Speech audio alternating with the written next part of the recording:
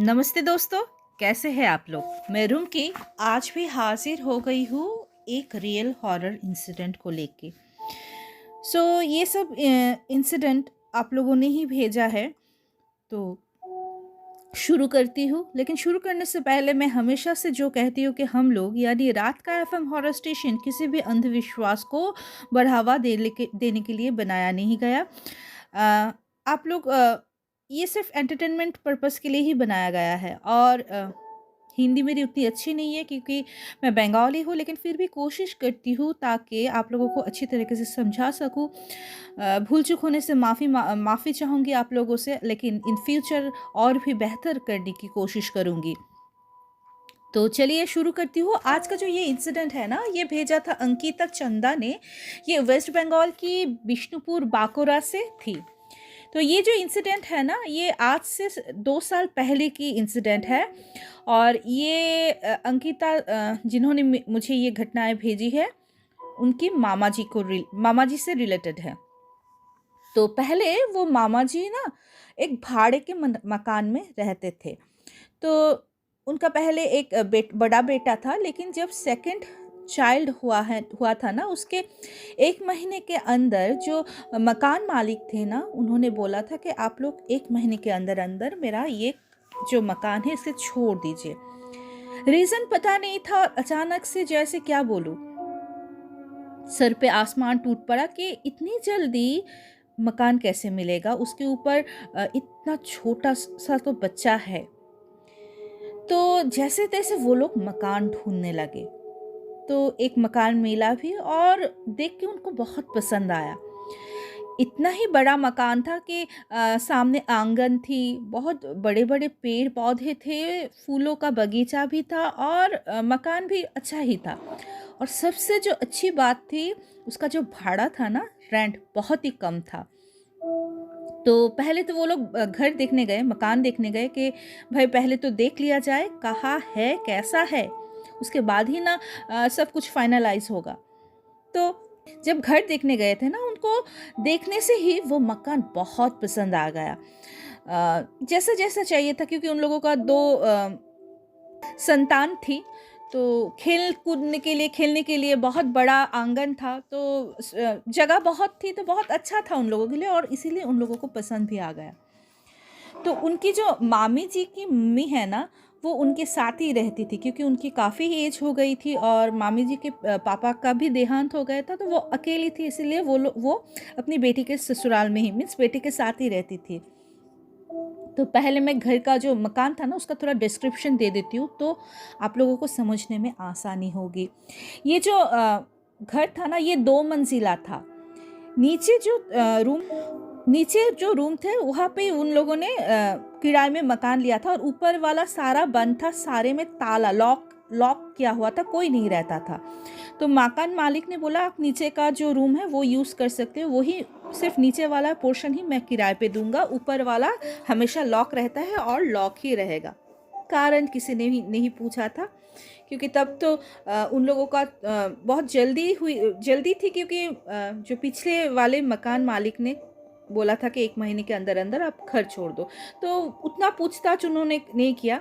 तो उन लोगों ने राजी हो गए, ठीक है हम लोग नीचे का पोर्शन ही किराए पे ले लेंगे। अच्छा, ये जो मकान था ना, नया वाला मकान, इनका जो किचन रूम था वो घर के अंदर नहीं था, वो थोड़ा जैसे घर से ना थोड़ा सा दूर था। घर से निकल के थोड़ा सा आंगन की तरफ चल के उसके बाद वो किचन रूम था। और किचन रूम के पास ही एक बहुत बड़ा पेड़ था, बहुत झावदार, बहुत बड़ा पेड़ था एक। और इस मकान के एक प्रांत में एक गैराज भी था। तो जब वो लोग शिफ्ट हुए घर में, पहले पहले तो सब ठीक था, बहुत अच्छा भी लग रहा था, बच्चे लोग आंगन में खेल सकते थे, धूप लगती थी, क्योंकि आजकल तो आप लोगों को पता है कि बच्चे बच्चे के खेलने कूदने के तो जगह का कमी है ही, उसके साथ धूप लगने का भी एक कमी है, क्योंकि बाहर जगह नहीं है तो धूप कैसे लगेगा। तो आंगन था, खेलते खेलते धूप में खेल सकते थे। लेकिन जब वो लोग अपना सामान लेके शिफ्ट हो रहे थे ना, अचानक उनकी जो मामी जी का माँ थी ना, उन्होंने नोटिस किया कि दीवार पे ना नाखून का खरोच था। नाखून से कोई किसी ने जोर से खरोचा था वैसा। वो लोग देख के ना डर गए। और जैसे 2-3 दिन के बाद उन्होंने रियलाइज़ किया कि ऊपर वाला जो घर था ना, सारा ही लॉक था, मैंने जो पहले ही बोला था। लेकिन वो लोग हमेशा फ़ील करते थे कि ऊपर जैसे कोई दौड़ रहा है, कोई उछल-कूद कर रहा है, वैसा ही साउंड उन लोगों के पास आता रहता था। और जैसे-जैसे दिन बीतते गए ना, और एक बात उन्होंने नोटिस की कि जो ऊपर के मकान थे ना, वहाँ का खिड़की कभी-कभी खुल जाता था और उस खुली खिड़की के सामने एक छोटी-सी बच्ची खड़ी रहती थी। डाउट थोड़ा-थोड़ा सा उन लोगों को होने लगा। इतना कमती में किराए भी बहुत कम है और घर में ऐसा-ऐसा कुछ महसूस हो रहा है। ये कहीं हॉन्टेड घर तो नहीं? लेकिन क्या करें? ऑप्शंस भी तो नहीं है हाथ। जब ऑप्शंस नहीं रहती ना हाथ में, तब सब कुछ सहन करके भी रहना पड़ता है उन लोगों की तरह। उनकी मामी नोटिस करती थी कि उनके जो किचन रूम था ना, जो मैं बोली कि घर से थोड़ा दूरी दूरी में था, वो जब किचन में काम करती थी ना, उनको ऐसा लगता था कि वो जो बड़ा पेड़ था ना, उसके सामने कोई बच्ची आके उनसे बात करना चाह रही है, फुसफुसा के बात कर रही है। वो बहुत डर जाती थी। उनका जो सबसे छोटा बच्चा था ना, जो जो हाल ही में पैदा हुआ था, उसका जब 4 मंथ्स था ना, तब वो सिर्फ वो जो किचन रूम के पास जो बड़ा वाला पेड़ था, उस तरफ वो देखता और हंसता रहता, बातें करने की कोशिश करता, ऐसे वहाँ पे कोई खड़ा है लेकिन किसी को कोई नजर नहीं आता था। उन लोगों का जो पूजा घर था ना, वहाँ पे भी नान मीन्स डिफरेंट डिफरेंट तरीके के जो कीड़े होते हैं ना, कीड़े मकोड़े, वो रेंगते हुए आते रहते थे। तो ऐसे बहुत कुछ उन लोगों को सहन करना पड़ा।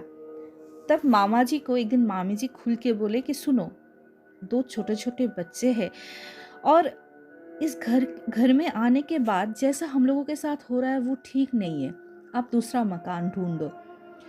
तो मामा जी देख ही रहे थे और जैसे ही उन लोगों को दूसरा मकान मिला, वो उन्होंने मकान छोड़ दिया। लेकिन छोड़ने से पहले आस-पड़ोस से उन्होंने पता करने की कोशिश की कि राज़ क्या है।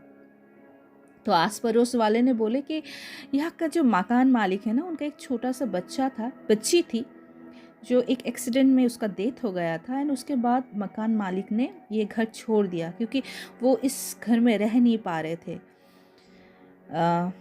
उसके बाद उन्होंने रेंट देने की कोशिश की लेकिन कोई भी किराएदार यहाँ पे ज़्यादा दिन टिक नहीं पाया।